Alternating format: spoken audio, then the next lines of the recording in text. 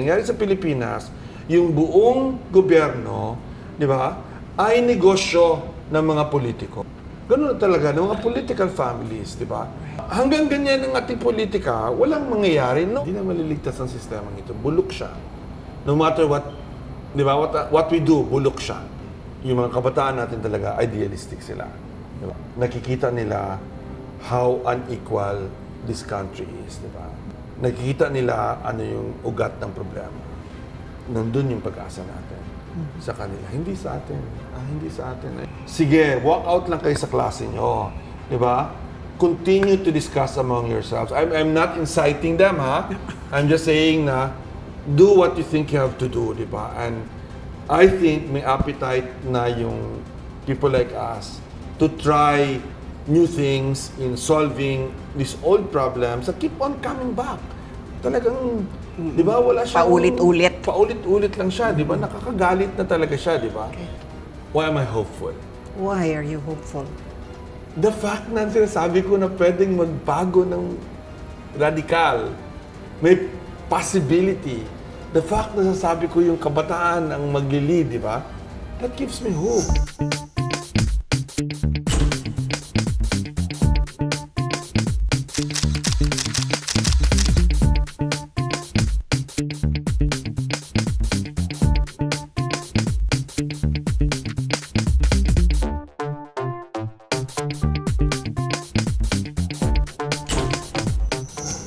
Hello everyone, welcome to Usapang Real with Luchi. Alam nyo, sa panahong ito, isa sa mga pinakabata sa ating demokrasya ay ang hindi lang korupsyon, kundi ang mga umaali-aligid na mga puwersa na pinipilit na baguhin ang ating pamahalaan. At dahil nga may kahinaan ang ating mga institusyon, and that includes executive, legislative, and our judiciary, no? Talagang nakakatakot. Pag-iisipin nyo, ang maaaring mangyari lalo't ngayon talagang nagigising na naman ang taong bayan. At sa paggising nila, which is a good thing, meron ding mga nagigising na hindi mabubuting mga puwersa. So ang tanong natin ngayon ay ano ang pwede nating gawin para pangalagaan pa rin ang demokrasya, lalo't pati malayo-layo pa ang eleksyon. And to help me dice it out and unpack it, we have with us a constitutionalist and an environmental advocate in Dean Tony Viña. Tony, welcome to my vlog. Salamat. Very happy. Very happy to do this. I actually like long-form journalism. Oo, mas na-explain, no? 2 minutes, one, or, di ba, yung sa, when you message me, yes, of course. Thank you, thank you. Okay, so ngayon magkakaroon daw ng mga protesta and it would probably be the first of many, no? Pero even now, do you consider that there's a serious threat now to our weakening institutions, weakened in large part by corruption, no? Yeah, in fact, ang pag-describe ko ahead of time ng ating last quarter of the year is the last quarter storm, which is opposite ng first quarter storm, di ba? Kasi una, ang daming bagyo darating, physical na bagyo darating kasi La Nina, di ba? Oh. We're gonna have very bad storms. But there's also this storm of governance, yung sinasabi mo, di ba? Na corruption is just a manifestation of that, di ba? Yes. It's what they call, yung control of the family. Dynasties control of oligarchs, of the economy, and the politics. That then allows different forces, di ba? Including foreign forces, to take advantage of this, di ba? Of course, there are very real reasons. And in fact, talagang nagtatawag din ako sa mga tao. Lumabas kayo sa kalye, di ba? Magmarcha kayo, magpaparinig kayo. Pero dapat malinaw sa atin kung ano ang layunin natin laban sa korupsyon at layunin natin laban sa ugat ng korupsyon. Yun nga ang tanong ko eh. Anong basa mo dito sa mga Kasi aminin na natin, no? Lahat tayo nagkakaisa na dapat sugpuin ng korupsyon. I mean, that's a given, no? Pero, we're such a divided people. Politically, we're so divided. Di ba?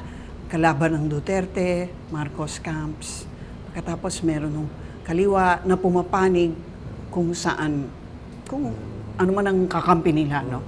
At matindi ngayon ang labanan, ha? Matinding-matindi. I mean, there's an impeachment Huwag mo case. kalimutan, yung Duterte, yung tinatawag natin DDS. Yun na diba? nga, yung Duterte versus Marcos, and then may kaliwa pa dyan, di ba? Tapos ang dami pang mga ibang radikal, sabihin na natin.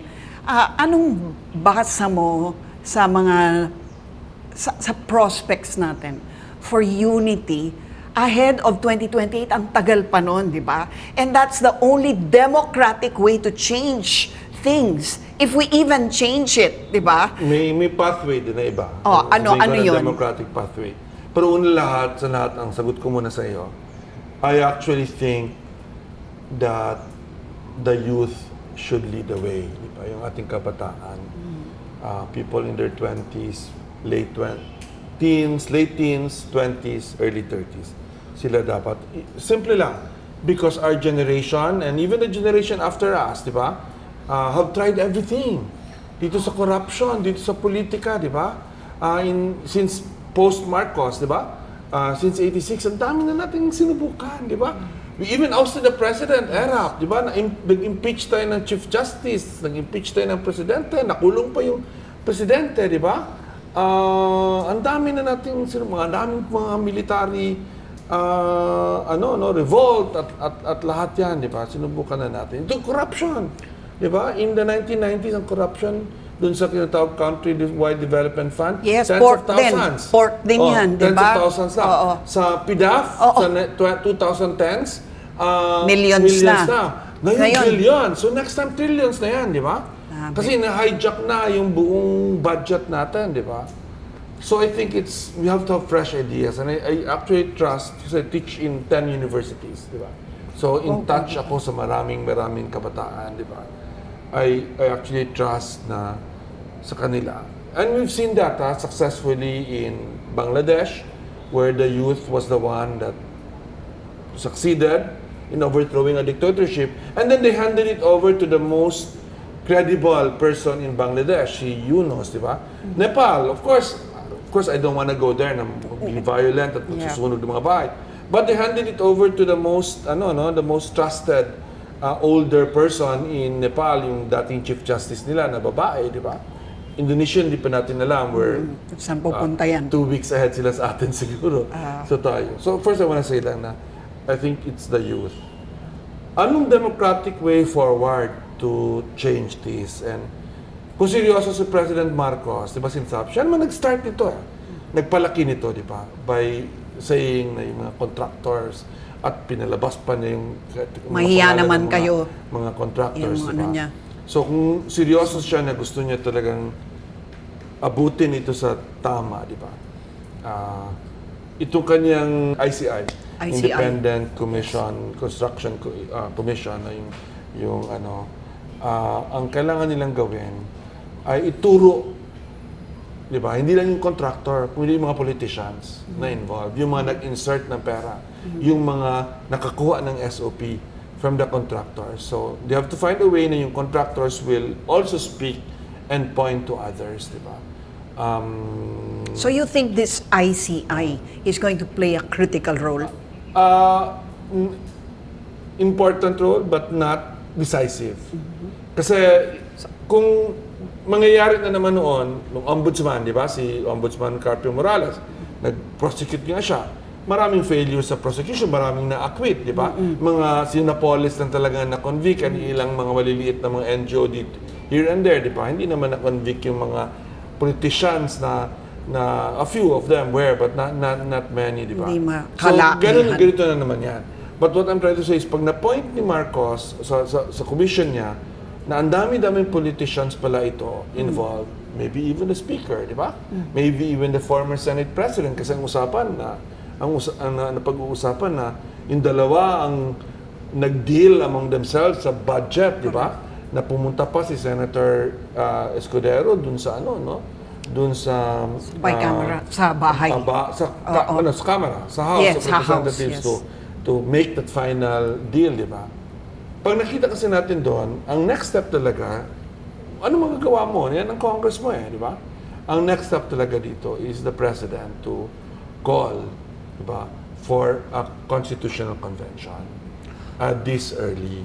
Diba? Kasi Wow. we have to change the system. That's diba? drastic. That's drastic. very drastic. Drastic, but that's democratic. Because that's in the Constitution. The Constitution says... So ano, people's initiative yan? No, Or hindi? No. All that he needs is, he has to convince, and kung napahaya na lahat, maybe they will finally agree, he has to convince 2/3 of Congress and 2/3 of the Senate to call for not 2/3, sorry. Taka, mahirap. Hindi, Majority. depende nga kung con-as, di ba? Lagi niya nang pinag-uusapan. Ayaw natin yung con-as kasi sila yun na na naman nga yun, di ba? Oo. So, it has to be Constitutional Convention, still called by Congress, but less votes ang kailangan. Majority vote lang ang kailangan to get that started, yung Constitutional Convention. Because kung hindi natin baguhin ang ating political system, lalo na yung pag-ban ng political dynasties, di ba?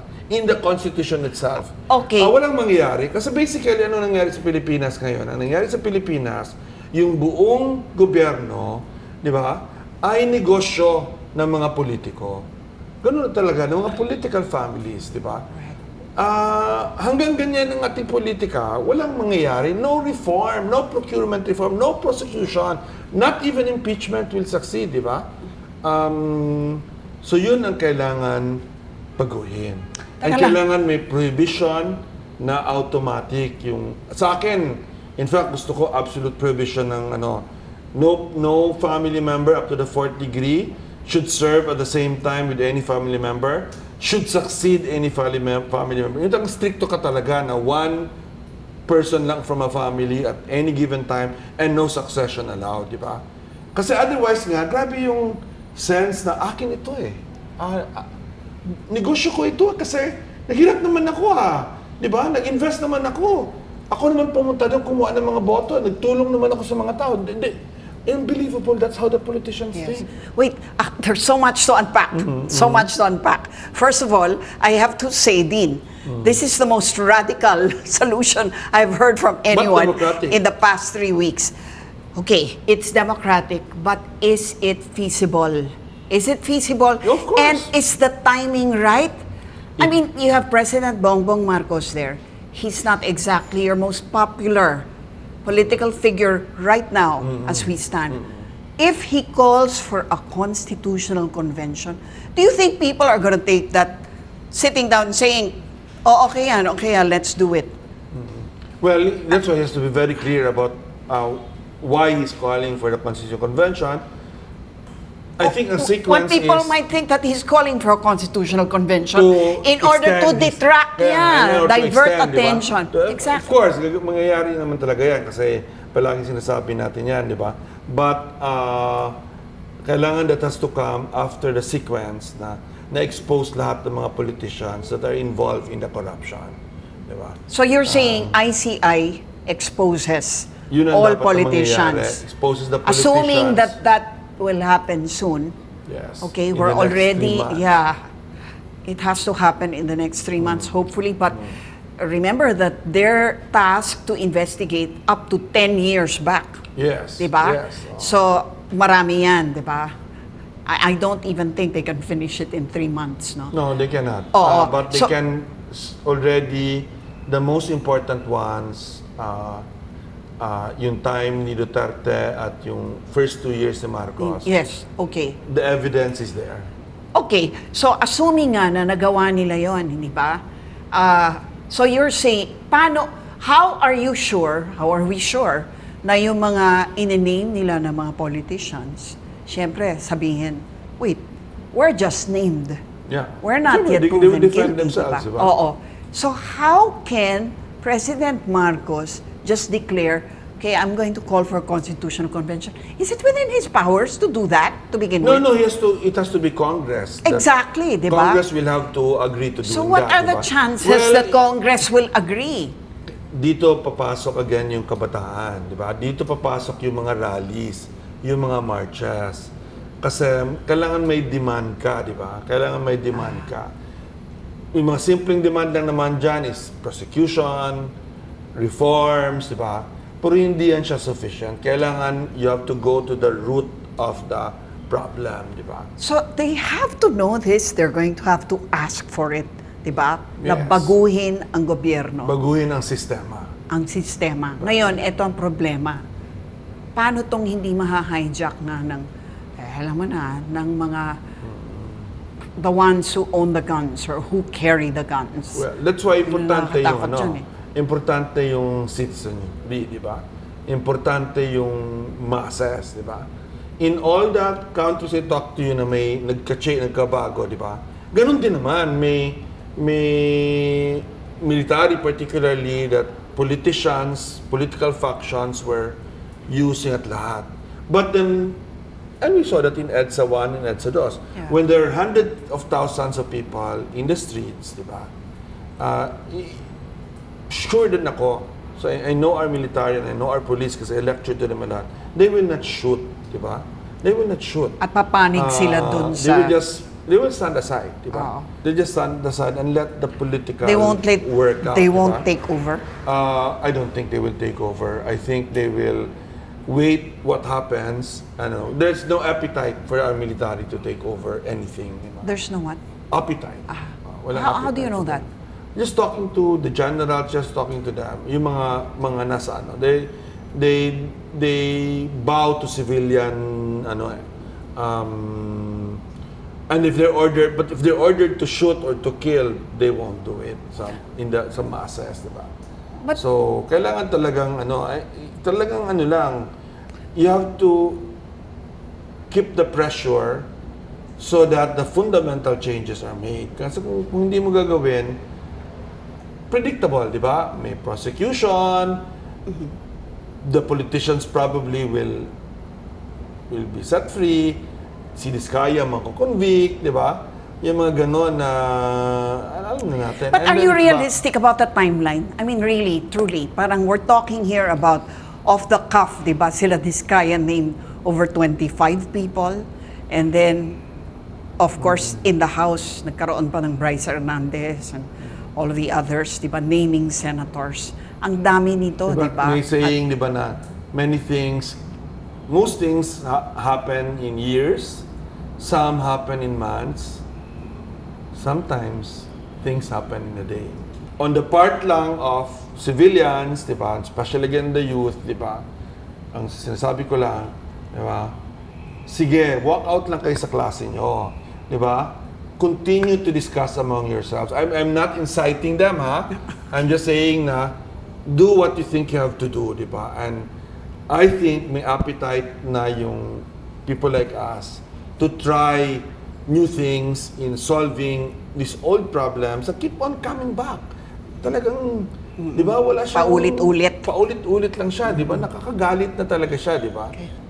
But I'm very sure that if we keep the same political system na currently, di ba, ito yung tinatawag na Sixth Republic na ata tayo eh.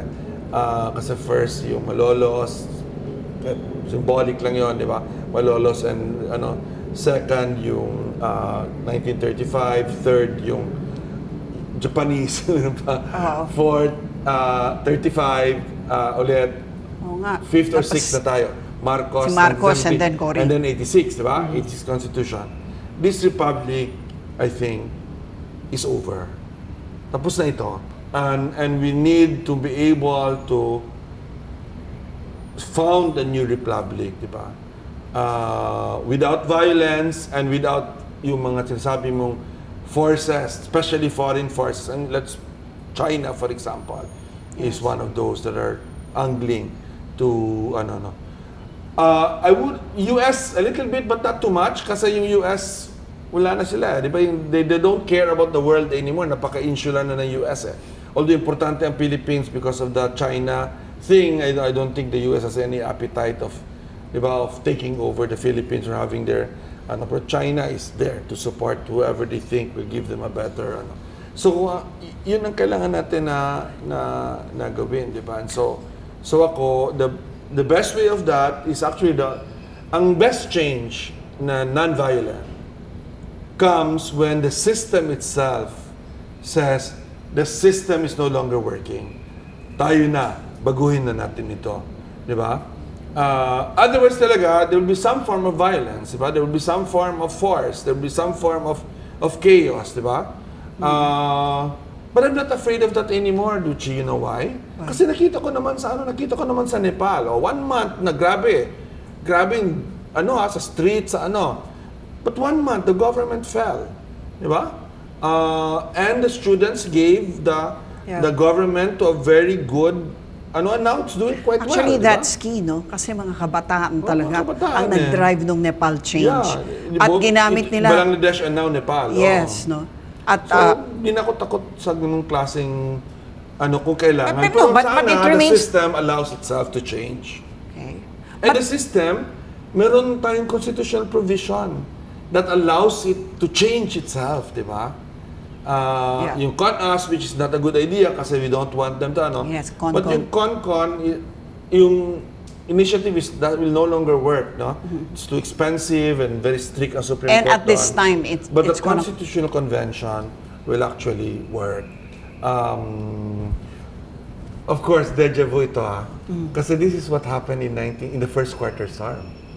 Sa first quarter storm, the radicals, of course, wanted revolution, di ba? Wanted the overthrow of the Marcos government, di ba? And they were used by Marcos as an excuse to declare martial law. The moderates, actually led by my fellow Athenian, Edgar Robson, who eventually also became a communist, di ba? Because he saw reform was impossible. Ang tawag nila, Constitutional Convention, di ba? They wanted a Constitutional Convention. The lesson learned, of course, there is yung Constitutional Convention na yon, hinijack ng mga elite. So it didn't deliver what Hobson wanted, di ba? Right.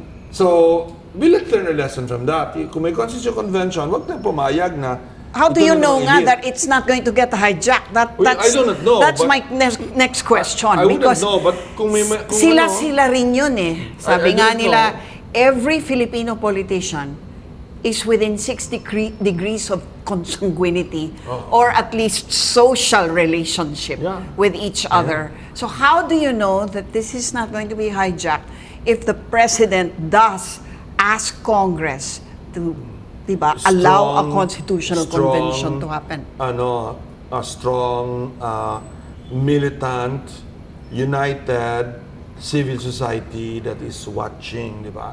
Do we have it? Do we have it now? Not yet.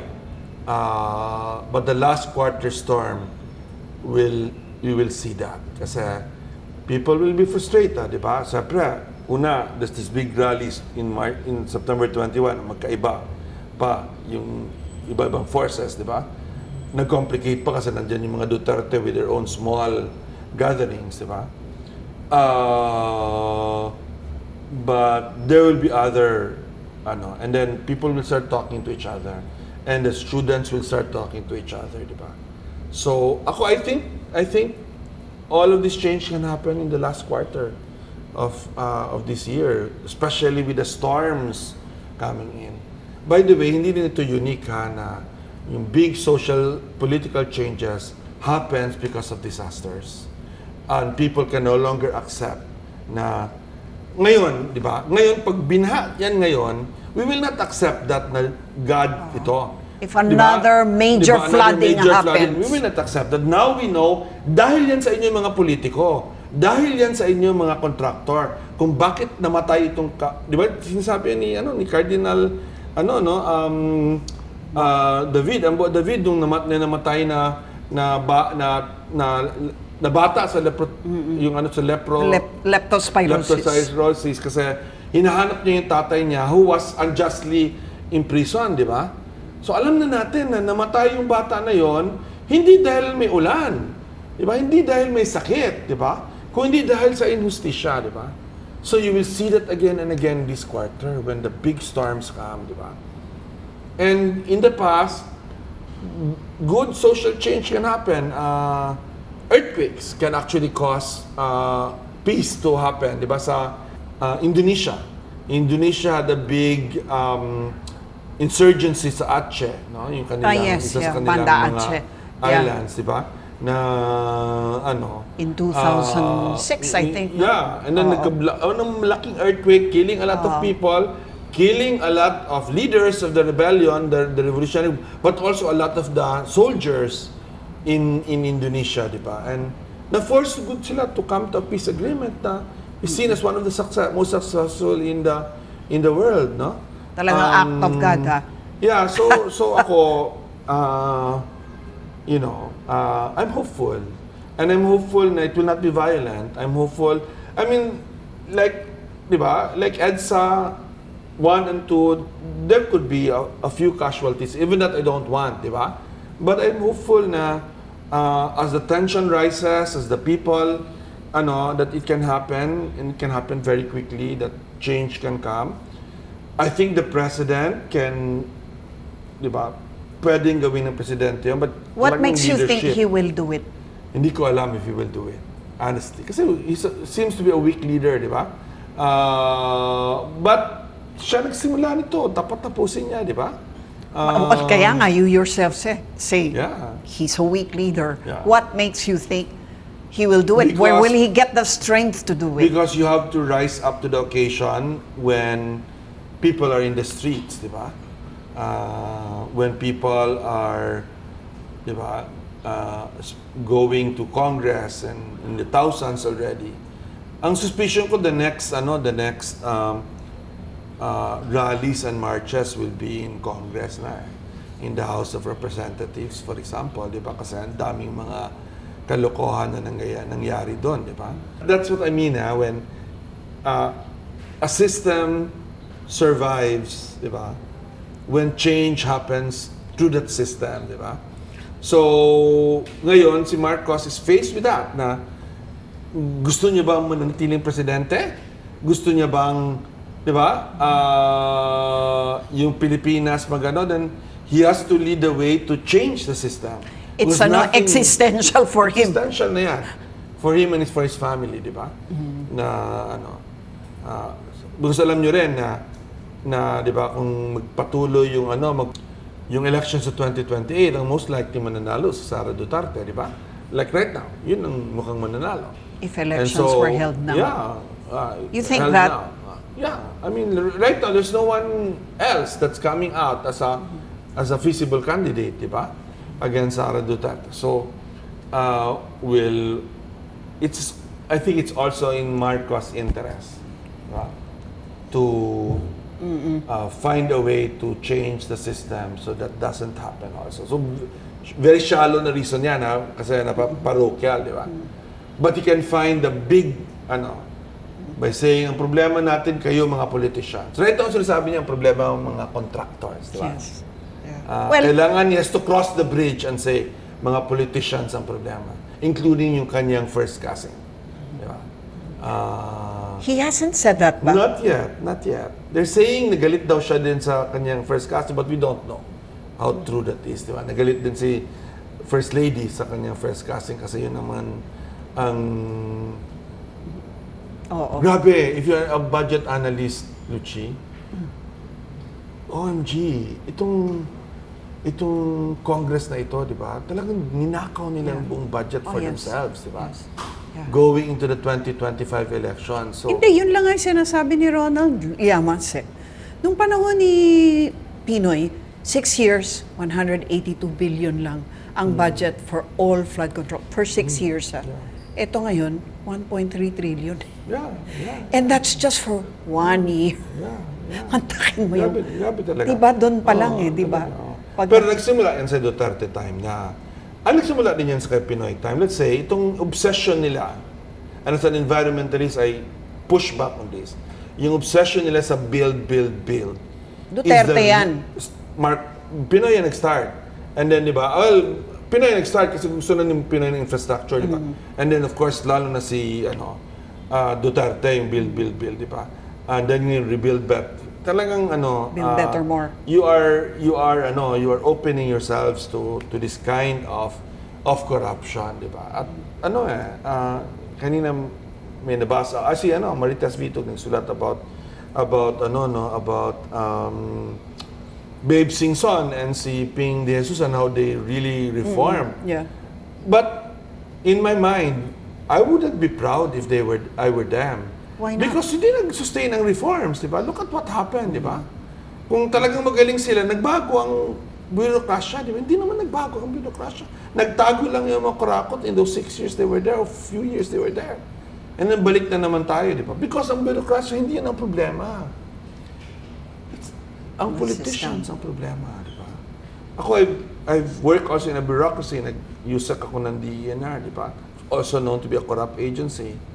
But when I was there, because we were relatively not corrupt, I would say relatively, because I cannot be 100% sure of everyone, di ba? Certainly my boss, for sure, was not corrupt. I was not corrupt. Mahina ang corruption, di ba? Because they will just hide, lie low, di ba? So itong mangyayari dito, if this business as usual, investigation, prosecution, procurement reforms, di ba? I think magandang idea si Senator Bamakino, yung blockchain. Blockchain, di ba? Magandang idea, but they will work around that system. They will always work So around kahit that system. ano pang sistema, kung yung mga Wala. politiko... Kung yung mga tao, ganyan. Okay, ito ang tanong ko. Okay, I'll move it forward then. Okay, kung sinasabi mo ang problema natin, politicians, syempre, no? Pag nagbago ba ang gobyerno, sabi mo rin, may pag-asa ka dahil sa kabataan. Yes. Sino sa kabataan? Sino? Meron bang pumapaibabaw ngayon? Wala pa, pero may mag-iibabaw yan. But how do you know nga that when the Constitutional Convention, if and when it's actually called, will actually produce new leaders that are uncorrupted, unpolluted by the old system? It will produce itself. Not the Constitution, but the movement. Diba? Itong mass movements na nangyayari will produce the leaders that we want. Diba? Kaya ang palagi sinasabi, tayo, including me, diba? Sidestep na tayo. Diba? Sidestep na tayo. Tayo sidestep, pero yung mga politiko ngayon sa Congress, well, sidestep hindi. Nagtatago sila. Kaya nga. Nagtatago sila. But that's not sidestepping. They're just ducking for the moment, but they're going to resurface. That's why kailangan yung sustained yung vigilance, diba? And of course, I want to also be clear naman, Lucina, we also all need to change, diba? As individuals, diba? I'm trusting the youth lang because, diba, they have less bad habits than us, the older people, diba? Or less tolerance of bad governance, diba, than we have. Kasi immune na tayo sa scandals, di ba? So I'm only saying it because of that. But even them, they also have to change. So the system can also only change if the people change, di ba? Do you think the youth are actually responsible enough? Are they engaged enough? Yeah. Are they there? I mean, you're seeing Nepo babies all over, and they're the ones with huge following before this thing actually erupted, di ba? Sila yung naging role model, sila yung nag-provide ng aspirational ng mga kabataan. So do you think... So magsiswitch yan. Because there are... this comes from experience. As I said, I teach in 10 universities, even more, all over the Philippines. No? Hindi lang Manila. 6 in Manila, 4 in other places, 3 in Mindanao, among other things. No? And yung mga kabataan natin talaga, idealistic sila. Di ba? Yung mga kabataan natin, nakikita nila how unequal this country is. Di ba? Nakikita nila ano yung ugat ng problema. Pero hindi nila alam anong gagawin. Di ba? Kasi parang tanggap na natin lahat, di ba? Before this, parang tanggap na natin na may kurako talaga. Ano mga gawa ko, di ba?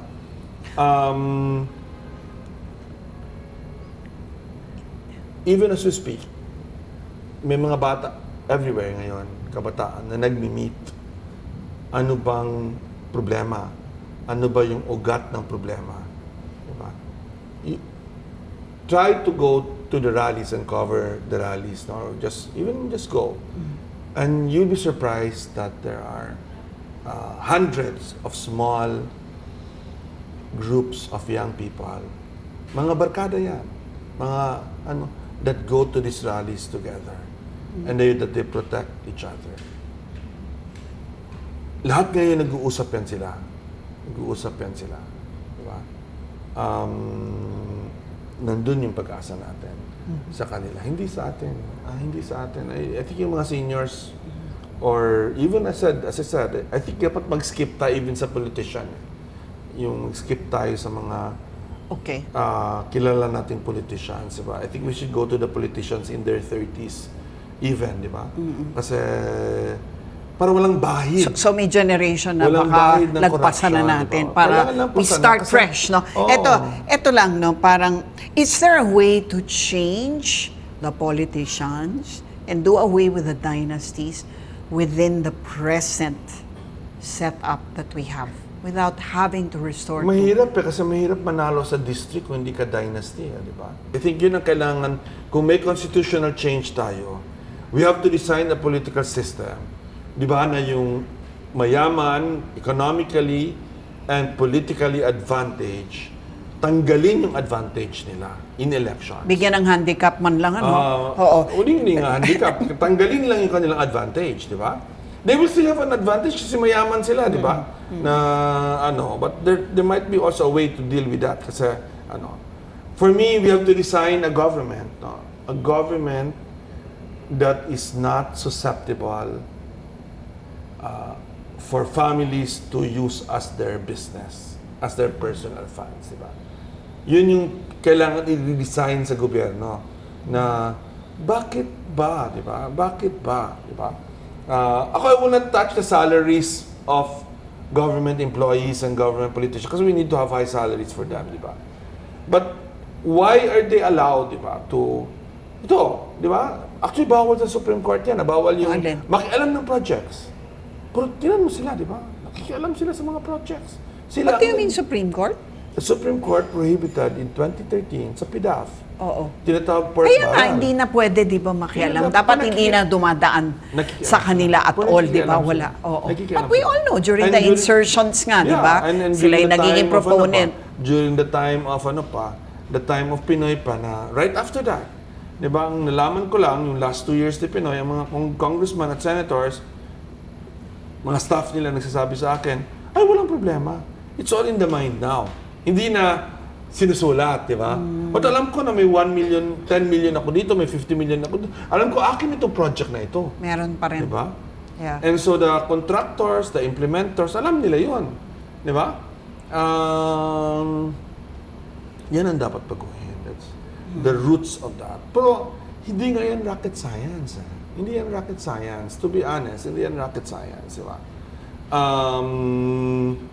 But once in a generation mo na magagawa in change na yan, di ba? So, if you want, say, constitutional law professor ako, tapos historian din ako sa constitutional law, sa constitutions natin, alam ko lahat ng constitution natin from 1898 to today, di ba? Maraming original sins sa kasalanan natin ngayon. Nandun sa 1987 constitution na produced by a really good group of people, 86. Yes.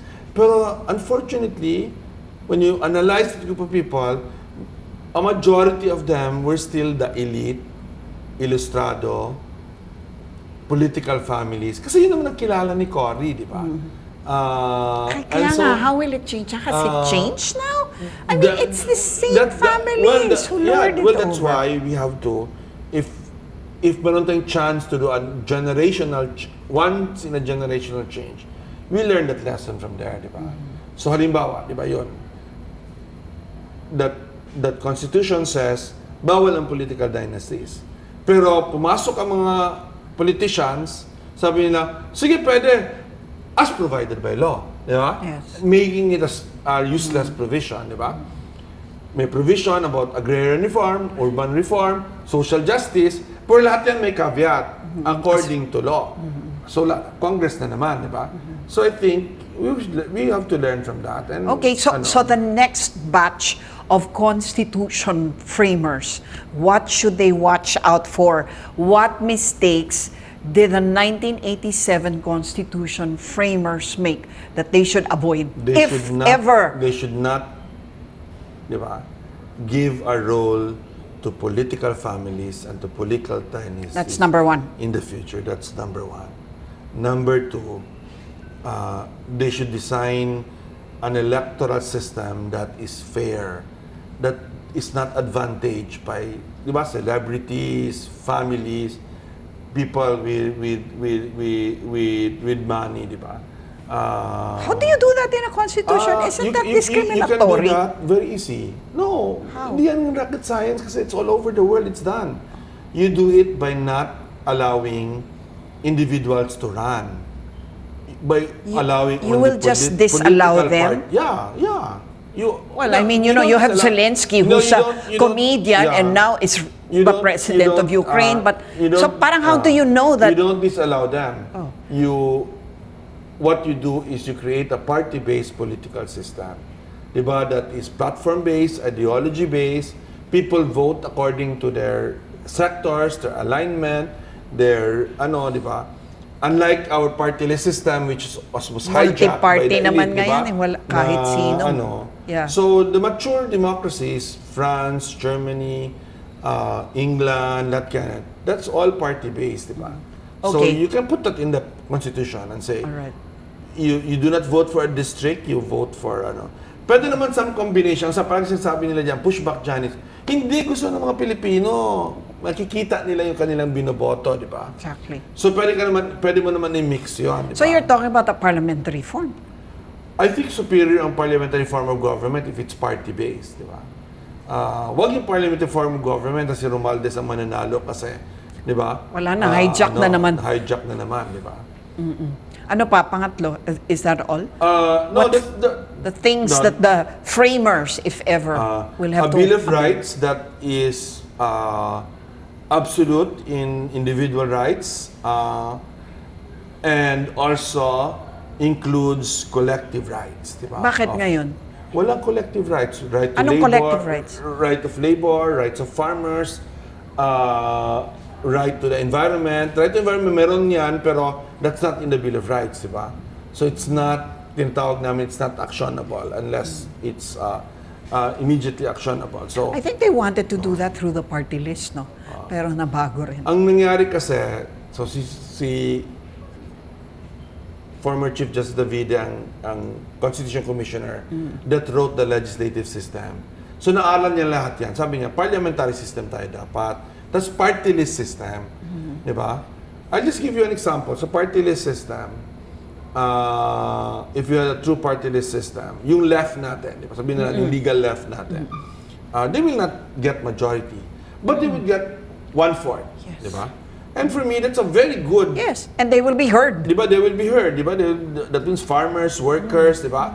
Will be heard. Kasi, di ba, instead of the system where only 3 of them are in parliament, di ba? So, are in Congress. So, a system that allows political parties, mature political parties to is, I think, very important. Judiciary. Yes. It's very important. How would you Kasama ng revise that? ombudsman How would you dito reform it? Yung judicial system. Well, right now, may reform system on judiciary, di ba? But unfortunately, sa judiciary, hindi nagsusustain ang judicial reform. Kasi depends on the Chief Justice, di ba?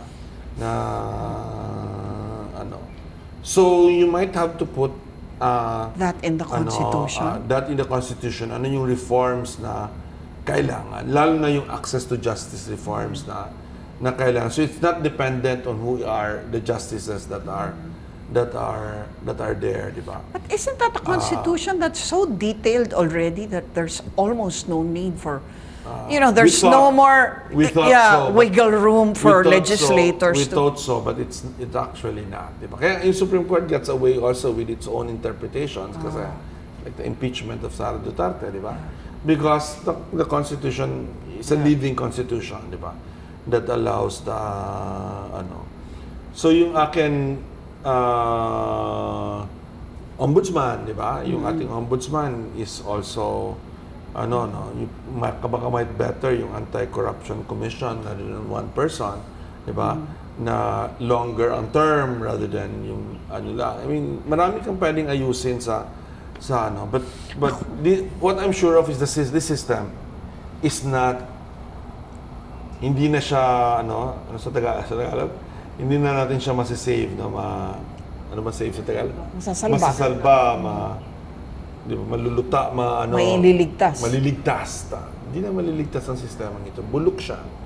No matter what, di ba, what we do, bulok siya. Di ba? And it's better the system will change itself because then yung sinasabi mong forces outside, the evil forces, the dark forces, will see an opportunity. But I want to say, I'm also not very concerned because things will move very faster when change happens. Why am I hopeful? Why are you hopeful? The fact na sinasabi ko na pwedeng magbago ng radikal, may possibility. The fact na sasabi ko yung kabataan ang maglilid, di ba? That gives me hope. From, let's say, a month ago na, oh my God, this country, di ba? Ang isa pa dito ngayon, Luchi, is wala ng safety valve. Kasi dati, pag sinabi natin this country, labas na lang ako sa bayan. So, wala na rin. Many other countries are in the same situation now. Di ba? Hindi safe. Yes. Even the United States is so not safe. unwelcoming Diba? already. You're not safe to do with the US, you're not safe to go to England. Grabe. Grabe yung racism, grabe yung discrimination, grabe yung anti-immigrant, di ba, everywhere, di ba? So, kung, di ba, sinasabi ko, di ba, Switzerland safe naman and Canada. But economically, they're in trouble with tariffs of Trump, di ba? So that's going to pressure Filipinos to find a way within. Alam ng mga kabataan, wala tayong choice, bayan natin ito lang. Di ba? And so sa akin, that's what gives me hope na the very fact na naiisip ko yon na pwede natin baguhin pala, di ba, ang Pilipinas, is for me a sign of hope. Amen. A reason I for hope you're right. I really hope to heaven you are right. I'm right. Thank you. Because like you, we have seen this in the past, di ba? Yeah. And We didn't expect it for Yeah. sure. And We we didn't didn't plan expect it, changes, diba? we didn't plan it. We tried, but we thought that we had failed. Do you remember that in 1986? Many times, di ba? And now suddenly, Yeah. di ba? But you Ang don't nagbigay ng opportunity pa of all things, Military. Si Marcos. Well, hindi siya si Marcos Marcos, yeah. mismo, di ba? Yeah, yes. By saying in his zona, kung you mean now? Yeah, Oo, yeah. Yeah. Yeah. Kasi hindi niya sinabi yun, di ba? Oo, right. Actually, dalawa. Siya at si Vico Soto. Oh, yeah, Basta yeah, di- because Vico Soto na-trigger eh. exposed the Discayas, Yes, di ba? yes. The Discayas could have gotten away with this, di ba? I'm sorry, but and I will not mention their name as out of courtesy. Yung media people, Huwag ka na mahiya sa akin. Hindi na ako media. help me that, mga kaibigan mo. Help that by showing this wealth, di ba, of the Discayas and di ba? So Marcos, very abstract, then Discayas, di ba? And then Vico Soto calling them out, di ba? Calling out the media. Bakit nyo? Di ba? You might have been wrong about the 10 million. I'm not even sure, di ba? Medyo binawi niya It's ng immaterial. content. But it's immaterial. Why did you cover them that way, di ba? As if honor to steal from the people. Aspirationally. Di ba? Yun nga, aspirational, di ba? Then you should then always cover criminals who succeed, di ba?